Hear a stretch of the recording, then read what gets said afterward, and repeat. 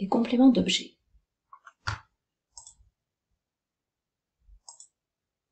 Il existe plusieurs types de verbes et certains d'entre eux peuvent avoir des compléments. On range généralement le verbe dans deux grandes catégories, les verbes d'action d'une part et les verbes d'état d'autre part. Les verbes d'état sont suivis d'un attribut du sujet, comme dans l'exemple « Ulysse était rusé ». Pour rappel, les verbes d'état sont être, paraître, sembler, devenir, demeurer, rester, passer pour, avoir l'air, etc. Parmi les verbes d'action, on distingue les verbes intransitifs, c'est-à-dire ceux qui n'ont pas de complément, comme dans l'exemple « Ulysse dormait », et puis les verbes transitifs. Ces verbes transitifs se subdivisent en trois catégories.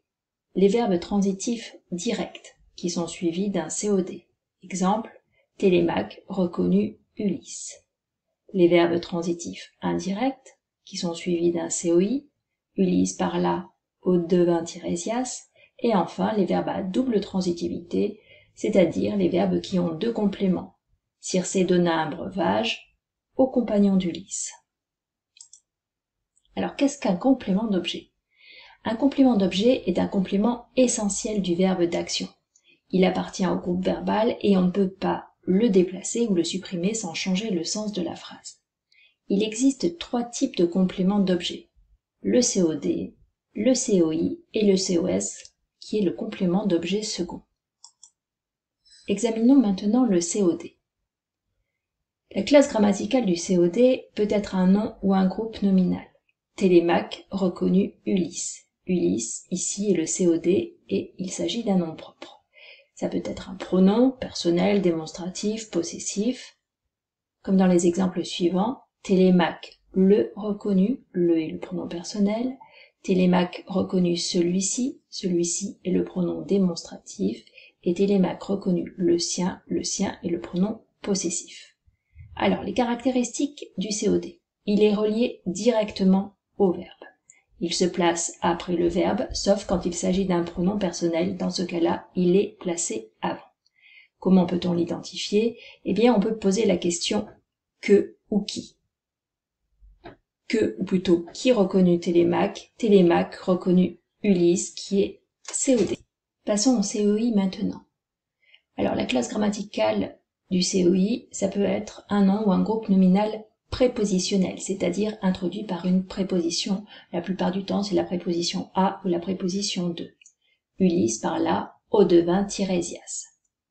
Ça peut être un pronom personnel, démonstratif et possessif, comme dans les exemples suivants. Ulysse lui parla, lui est un pronom personnel. Ulysse parla à celui-ci, c'est un pronom démonstratif. Enfin, Ulysse parla au sien c'est un pronom possessif. Les caractéristiques du COI. Il est relié au verbe grâce à une préposition, comme je vous l'ai dit tout à l'heure, à ou de.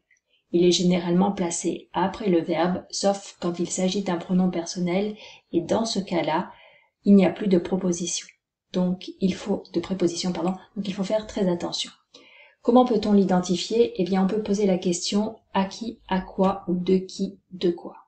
À qui parla Ulysse? Ulysse parla au devint Tirésias. On trouve donc un COI. Terminons maintenant avec le complément d'objet second. Comme précédemment, le complément d'objet second peut être soit un nom, soit un groupe nominal prépositionnel. Circé donna un breuvage au compagnon d'Ulysse. Au compagnon d'Ulysse, c'est le complément d'objet second. Ça peut être également un pronom personnel démonstratif ou possessif. Circé leur donna un breuvage. Circé donna un breuvage à ceux-ci. Circé donna un breuvage aux siens. Le complément d'objet second est un complément d'objet d'un verbe qui a déjà un COD ou un COI. Il est introduit par la préposition à, sauf quand c'est un pronom personnel. Comment l'identifier? On peut poser la question à qui, à quoi.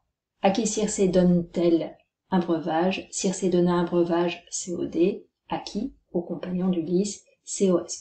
Il faut retenir en fait que le complément d'objet second est le destinataire de l'action. Voilà pour cette leçon.